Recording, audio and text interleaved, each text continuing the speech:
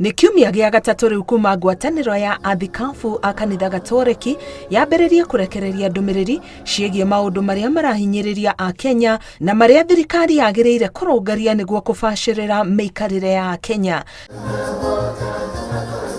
Ndũmĩrĩri-inĩ ĩrĩa ĩrekereirio nĩ mũthikabu wa kanitha Gatoreki Diocese ya Nairobi Philip Anyolo, ngwatanĩro ĩno nĩ yũrĩtie thirikari kwĩhĩka kũnyihia thogora wa irio ũrĩa ũrambata o mũthenya o nginya kũima mĩciĩ ĩmwe mweke wa kuona kĩndũ mangĩikia nda.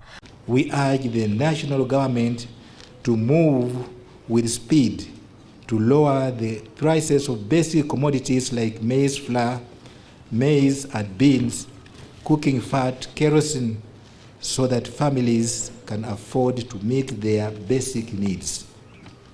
Kenyans need an urgent intervention from the county and national governments now. Oho, Athikabu ya makoria atongoria arĩa marahũranĩra iturwa kuga ũrĩa makũhũrana na thogora wa igũrũ wa mũtũrĩre. We specifically need to ask those seeking elective positions what plans they have to create the right economic atmosphere, even improving our agriculture, and not what free things they will give us.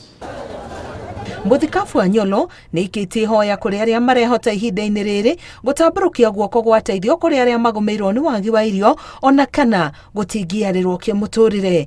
I was hungry and you gave me something to eat. So says the Lord in Matthew 25 verses 35 to 40.